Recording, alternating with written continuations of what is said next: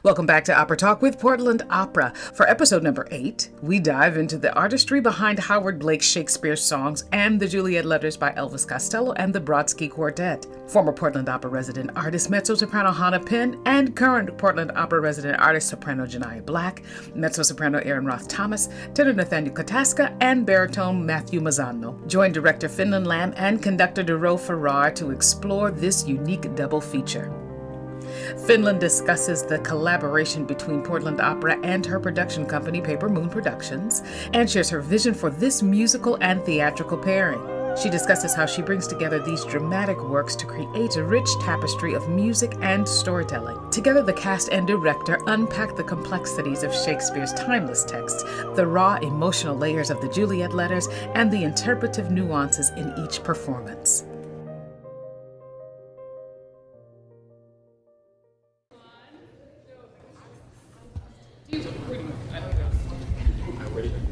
Good afternoon, everyone. Thank you so very much for coming to the Juliet Letters Meet and Greet. Woo-hoo! Yay! I want to introduce you to We're going to start from my left here. Hannah Penn will be singing Shakespeare songs. Catasca, tenor. Of course, is our resident artist, resident pianist, and you probably in this particular concert. Not in the show. But you will be, but you have been doing it. But I hope she has been doing it. We have Giania Black, our soprano. Erin Roth Thomas, our mezzo-soprano.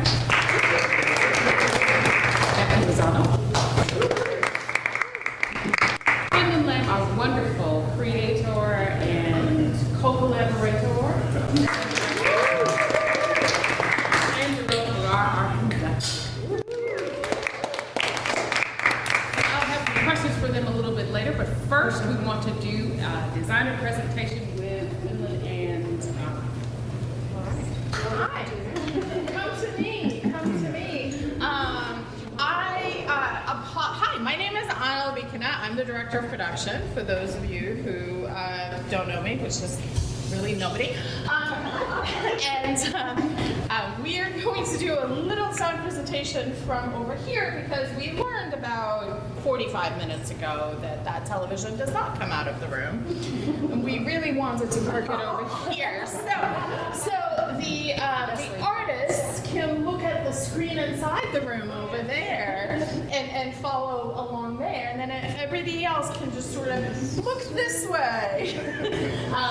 And we are going to do our best to present what Juliet Letters and Shakespeare songs are going to look like. Do you want to talk a little bit about the concept? Yeah, absolutely. So about 8 years ago, I was asked to stage the Juliet Letters. And I conveniently have a company called Papermoon Productions, which deals primarily in the medium of paper. So when you're talking about letters, I guess it was a little bit appropriate, yeah?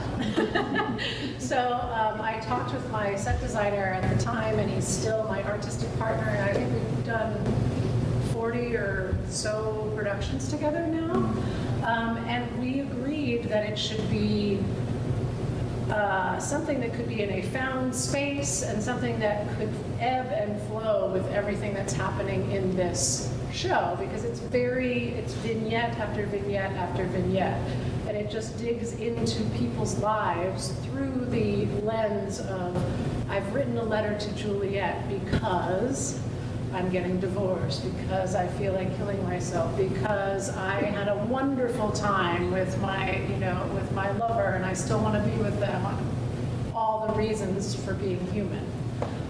So I don't know what You will see in 1 second. This is just the source material for part of this production for the song cycle, as written by Elvis Costello and the Brodsky Quartet.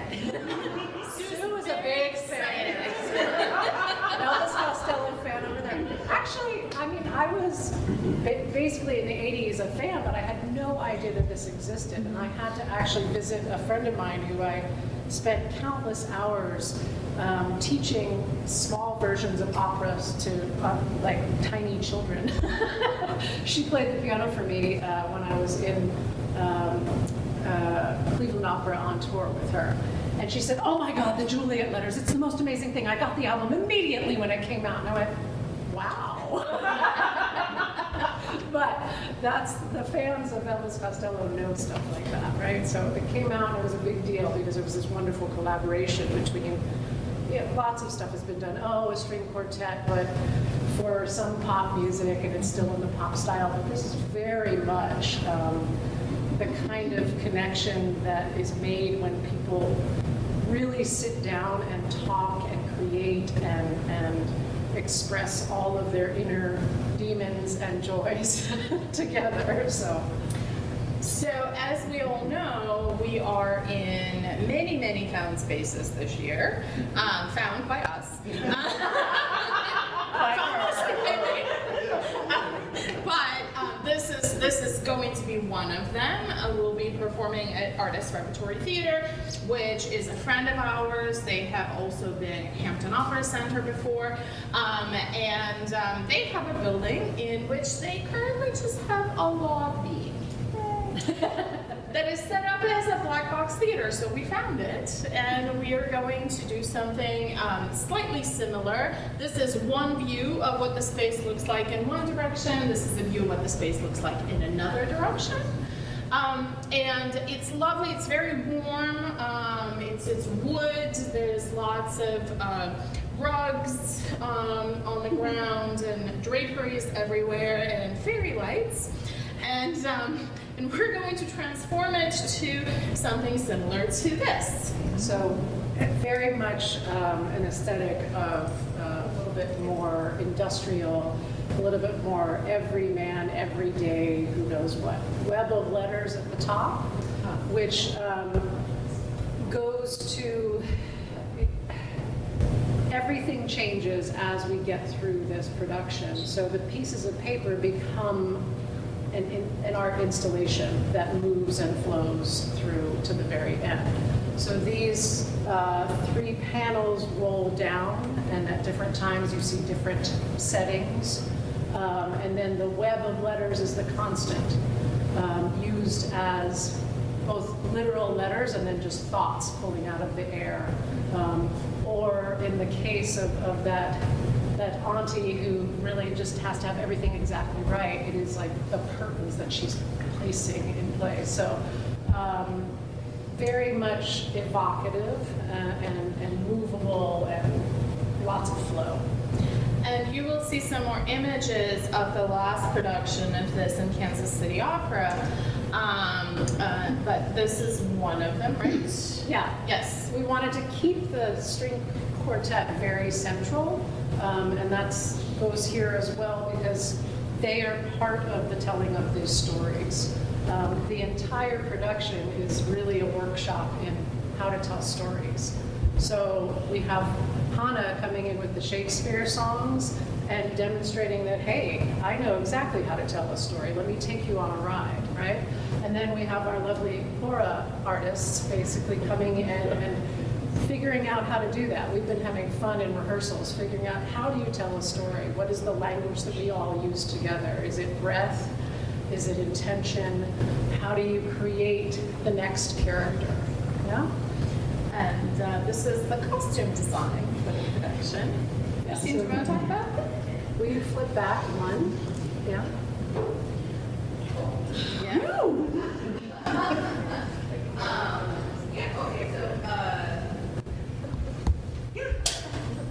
I'm here.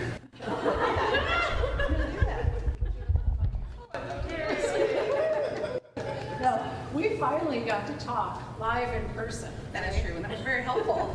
It was very helpful. No, I think, can we go to the other one? I'll search from that one. Yeah. So, that one, there we go. I can't see. Oh my God, my bad photoshopping, like, don't get too close. Yeah, especially you all, like, don't get too close. Anyway, bad photoshopping. I'm a costume designer, I am not a visual designer. So, you know, in thinking about this piece and talking about this piece, because we had a conversation before she got here, but I kept, you know, some operas, some pieces, you know, they're more narrative. Once upon a time, there were these four friends and they all met up and they opened some letters. Like, but that's not what this is. And costumes are one of those things that, as we all know, helps to tell the story, right? Visually helps to tell that sartorial story. And so I kept, because of the beauty of the music and the beauty of the poetry, I kept in my mind just fighting with, does that person need to look like, be dressed like the thing, the personality that they're singing? Right, so I have like very strong archetypes laid in these stories, right, that go with operatic themes. Matthew is often a parental figure and then a villain a little bit, right? Giania is the ingenue and the child. Erin is playing all the witches, bitches, and boys as they do, as you know, mitzvahs do. And then Nathaniel is sort of the change in it. He's more of a clown and a disruptor, and well, he goes for the sad tenor part too. So I guess we get that in the opera archetypes. Yeah. So, you know, the palette for the show wants to be controlled. It is a more stylistic than, let's say, realistic interpretation. I didn't want the costumes to get in the way, I would say, is essentially, like, that was the fight in my brain, was trying to make things, when you're trying to make things too literal, or even somewhere close to literal, there's so much visually going on, and there's so much musically going on, that setting each of the four in a look that's individual, but is gray, you know, shades of gray and black. And sort of in my mind, it was the ink. It is the personification of the words and the ink that's on the page. Not slick and wet, but just the words. But again, so still united, but different. And yeah. And then I think we both struggled, well, I struggled more with how do I tie in the Shakespeare songs, right? And that is the one back, yeah? And I kept going, okay. I mean, and Hannah can talk with you a little bit more, because even just today, yes, we figured out sort of more of an arc of the way those songs go together. But then the question was, do we want to connect it to the Juliet Letters, or do we want to keep it this lovely amuse-bouche that happens before we go into this very different world of Juliet Letters? So, well, we had Christine helped me. Creative team. Creative team, yeah. I mean, to me, it was trying to force it to be together when it didn't really want to be together. True. Just create two different things, you know, a different chair, different lighting, and then we had 7 dresses. We had 7 different dresses, and we basically, I wanted all the dresses. Yeah, there is that. Yes. And settled on this one, which is just gorgeous when you see it in person. You all will see it in person. It's just a beautiful, beautiful dress, but it has a lovely. It's cotton. Somebody's waving outside the door. Is anybody? Sorry. They had to jump pretty high to wave. Why did I miss out? Yeah, it's just very. I mean, I don't want to say anything. I don't know where you got to today, so I don't want to say anything. Like in the transformation. It's a lovely, beautiful. You know, meant to be in the English pastoral. There you go. Yes. But it's also very flexible. It's soft. Like she could pick it up. She could put her knees up in the chair if she wanted to. Yeah, and then the chair. It has pockets. So there you have And it. it looks gorgeous. Anyway, and it's very different from the other, much more stylistic tone of the other piece. So, yeah. And when we talk about the way that the room transforms from scene to scene, this is just some of the transformations back from Kansas City for different parts of the production. You can see where we had some torn pieces. In the last one, he was able to write on it because we used a different roll every time. And in order to remain a little bit more ecologically sound, we're using the same roll, the same rolls, all 6 performances. We're using magic of light. Yes. To do the writing. Yes. So, And actually, all of the letters up top are also now Tyvek, so that this whole production, part of what's wonderful about working with a larger company is that they can create a production that then continues on and goes other places. So the hope is, I know I have several friends coming to these performances to see if they would like to do them at their own company as well. So, I don't remember how many I put in. there you're good, you're good. So look at, can you go back one? Because there's some fun stuff we do with shadow play so that we can characterize who's singing about whom. Yeah? And then just lighting with different textures. It was really fun to play with. And that was it. That was less than 10.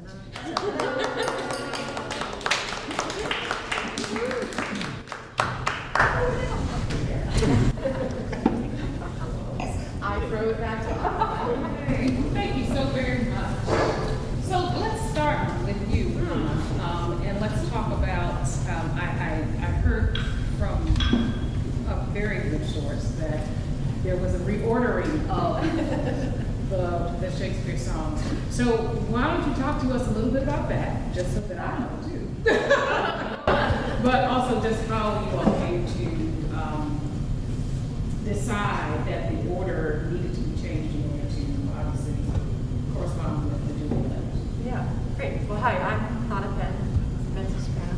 I'm the only one that's not a young artist. I'm an old artist. But I'm really happy to be joining as a kind of musical prelude to this. And we're doing this collection of songs, 9 songs by Howard Blake, that are just called Shakespeare songs. And all the texts for the songs come from moments in Shakespeare plays that were actually sung. So if you know Shakespeare, you know there's some moments that are actually sung, and composers have enjoyed the challenge of trying to set those musically for forever. There's Mendelssohn settings of Shakespeare interludes, etc. Some song cycles are created with a kind of narrative. So if you like Frauenliebesleven or Winterreise or something, there's a definite character and they go through a definite journey. And you could write out the plot. You could say, oh, this happens and this happens. And then some song cycles are more a collection of texts that the composer found interesting. And we kind of were playing around with it and discovered that these were maybe more of that. And that they didn't really create a narrative order that we could follow. But because we wanted to turn it into a theater piece, we spent a little time today reorganizing the pieces into a kind of order that would make a chronological journey through life. So instead of a day in a life, it's a life in a day. So you get my whole life in 20 minutes. Yeah, it's life in 20 minutes. So kind of moving through youth and innocence into exploration of sexuality, into contemplating marriage, to looking back on life and trying to find meaning, to old age, and then ending with death. So a whole wild ride. But Fenlon was really flexible. Thank you. I started today with I have this crazy idea.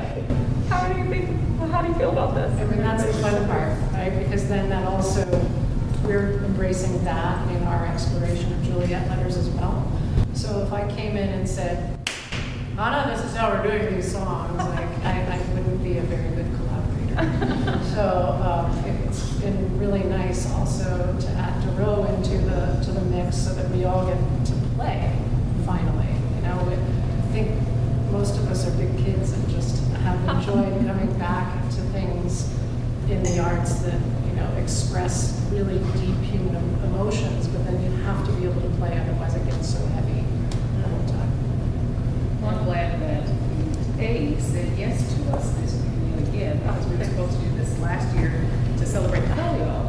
And so, it's all serendipitous. It was supposed to happen the way that it was supposed to happen. So I'm very excited about this presentation in this form.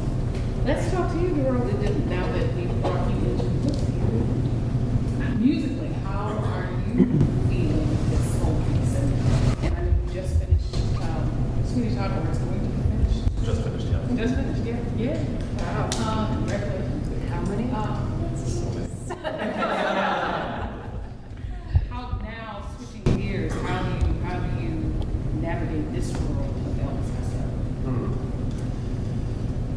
with the singers? Yeah. Is this world Elvis Costello? That's, I guess, the question. In a lot of ways, the Juliet Letters are Elvis Costello very intentionally stepping outside of himself to create these theater miniatures, these song-length theater moments, and using the strange whimsy of a string quartet to do that. And so, while when you listen to the recording, it's very clearly Elvis Costello. When you look at the music itself, the only sign of Elvis Costello is maybe the pattern of language, the humor in the text. It's really Elvis Costello giving a gift to music more than being represented in the music itself. How is it working with the singers and figuring out, because obviously he sang all of the pieces, and now you have different kinds of voices singing these pieces when, of course, it has, like I said, it has its own sound, but it's not. So how do you navigate that? Or do you? Well, my hope really was to emphasize the voices that we have, to really find ways to highlight the particular colors and tones and characters of the voices we have. And in some cases that meant changing some keys, and in some cases that meant switching some octaves. and so we're able to tell the story, I think, more authentically with the voices we have by just making some minor shifts. Philip, I do want to ask you, I know you're going to pitch it in between folks, but we talked about it a little bit here, but just conceptually, how in the world did you just kind of fit all of this together, making, the baritone, this through composed person? I mean, how did you come up with this story? What is it? Necessity being the mother of invention. It came along at this time when my company was very new, and I was teaching at that time, and I was fairly new at that too.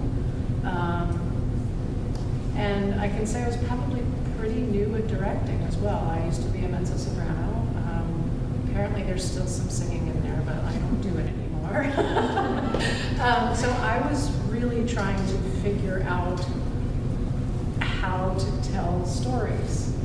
So it was a workshop for myself as much as it was for the singers.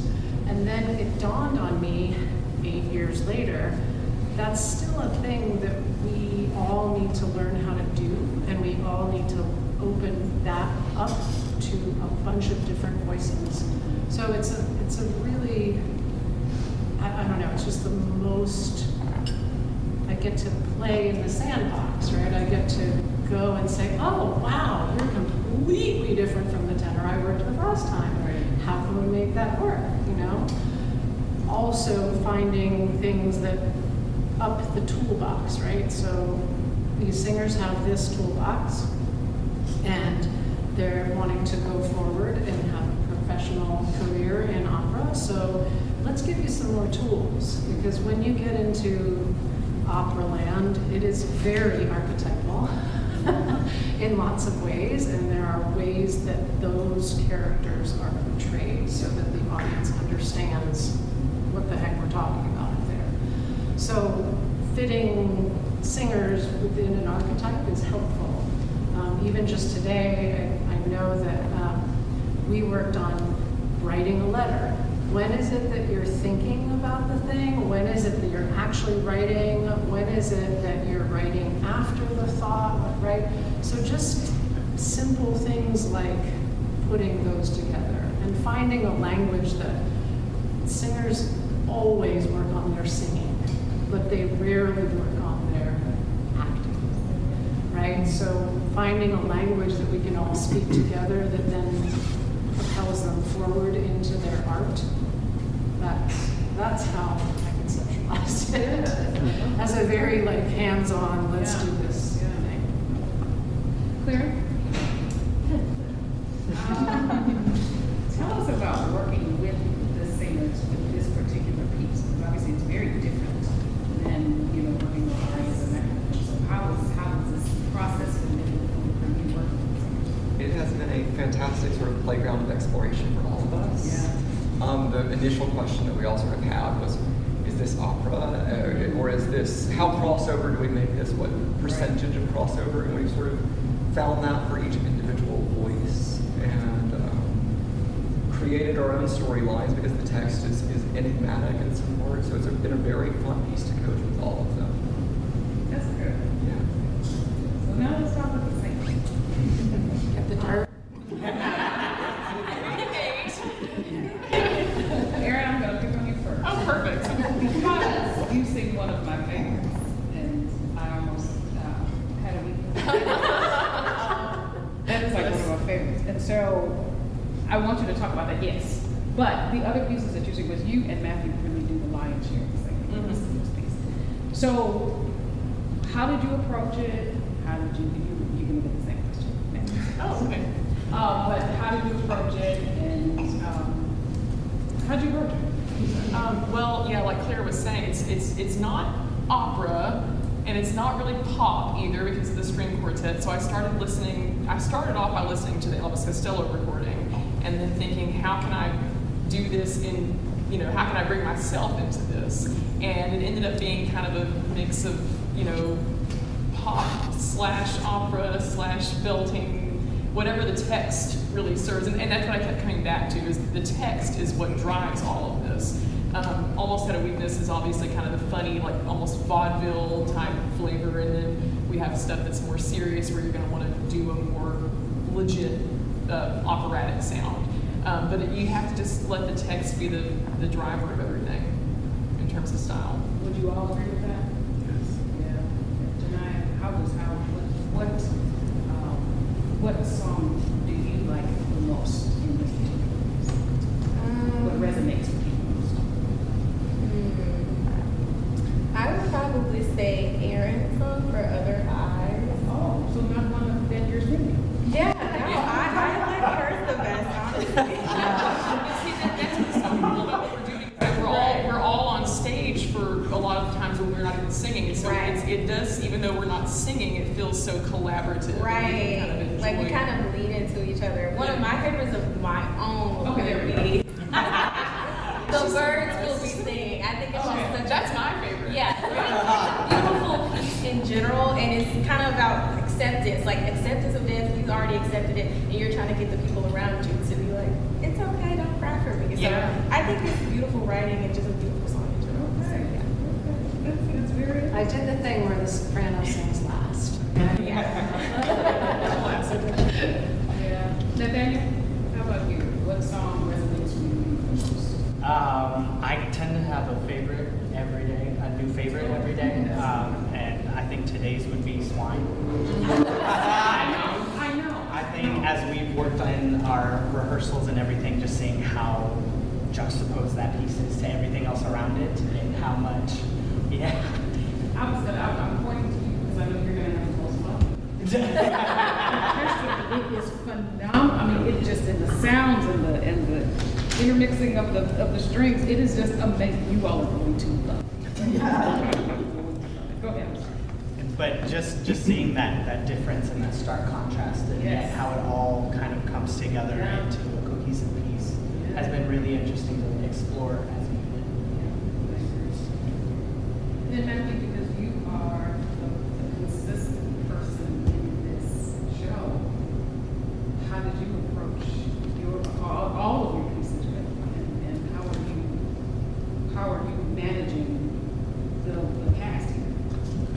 I think a lot of it has to do with our, director kind of picking which songs we're doing, and also the fact that we're also, so much in each other's numbers. It kind of just, it feels like it's organic. It kind of just organically flows, and we all just can relate to one another to tell this story. And vocally, I think Erin really kind of said it best. The text, I think, really kind of dictates how we sing it. There are definitely certain pieces where the style is very obvious. Like Jackson Funk and Row is very like rock. Yeah. And three of us sing that one, and I'm like pretty much full out like belting because that's what I think it needs to be, and that's kind of It's pretty great. yeah. It just feels right to do it that way, and I think it sounds best. Like I wouldn't be. It would sound weird if I did it with full operatic vibrato. Yeah, some of them are like kind of a quasi combination. Some of them are I sing full out as if it was an aria. Like my first song, Expert Rights, definitely has a lot of the conventions actually are very like operatic. Like the way it starts, the couple of measures before I come in sound like the beginning of like a bel canto, like accompaniment, like with like an open arpeggio, and it has an extremely like dramatic climax that just lends itself to very full voiced, even though it's like in the stratosphere of what I usually sing. Thank you, Elvis. Yeah, so like the text, like and this there are ways to tell with the style.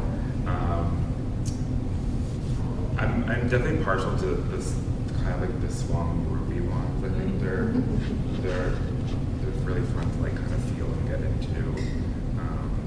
Yeah, I don't know. It's I guess you kind of just like live with it, and look at it. It just tells you what to do. Yeah. And we have each other to help with that too. And the fact that it's in English also makes it very accessible to the audience and also to us as we try to interpret it. So, Philip, is there anything else you'd like to talk about as far as the storyline is concerned? Our audience. Just come ready to laugh and cry. I sat down to do table work with these lovely humans, and I said, well, get ready to be vulnerable. I spent a week driving across country with 4 sets of mine, and I listened to this on repeat nonstop, and I swear I can't hear one of the songs without weeping. So then when we go into putting it together, it's I have to do the cut and dry part, or we just stage it and then I don't have to think about it. But the idea is to do that so that then they have all the freedom in the world to express every human emotion, and catharsis is really sort of the name of the game. Well, thank you so much. We are so looking forward to this particular production. If you don't know, it is going to go November 15th, 16th, 17th, 22nd, 23rd, and 24th. Yes, thank you. At the Artist Repertory Theater. Yay. Are there any questions? Yes. I know you knew this was coming up, talking about genre and opera and different kind of hazy borders between them. I'm interested in why Portland Opera chose this piece. Oh, I guess that's a question of mine. that's a question for And a question for I'm a huge fan of Elvis Costello, and when I found out that he actually did sort of a song cycle about all the different variations of love and death, and I just was really drawn to the piece. And one of the things that we're really trying to do at Portland Opera is to reach a broader audience. And I thought by bringing someone like Elvis Costello's work would give us a different audience. And so I was really excited. And then when I mentioned it to Afrelyn, it was like, it was already on her short list of bringing something to Portland. So is it sung with microphones? No. So that's kind of. So we still have to do We the still, kind of- yeah. So it's still operatically produced by That's what I was wondering as far Yes, as because it's with the string quartet, so it's sort of, it is a genuine classical string quartet and song cycle. And it's more that Elvis Costello came and explored our side of the world. Then we're going, so it really, it's very operatic. Yeah, this is not as unusual as we're making it feel. If you will have a hard time naming one opera that does not have folk song as a part of the narration. And this is just an exaggeration of that. Any other questions? Yes. So will there be super titles, or are we going to be able to understand the words? Yes. Oh, yes. Yes, and yes. Yeah, there will be titles above, and then also the hope is that they will act so much and with such intention that you will understand pretty much every word. Any other questions? One more. I might have missed this. Who wrote the music for the Shakespeare songs? Howard Blake. Howard Blake. Is he still alive? He's still alive. Oh, Elvis is still alive. My pieces were written in 1990. He's married to Giania Black. Really? And they have twins. That's Elvis Costello is married to Hannah. Wow. Is each song a story itself, or is there any kind of connection in terms of story or through line? The connection is that, loosely, Elvis Costello saw in a little blurb in the newspaper about this professor in Verona who was answering letters that were left for Juliet. So the through line is that Matthew plays said professor. But it is very much vignette story, like each one is very separate. It's a moment in somebody's life that they've chosen to write to Juliet about. Any other questions? All right, well, thank you so very much, Cass, and we look forward to seeing you at Juliet Letters.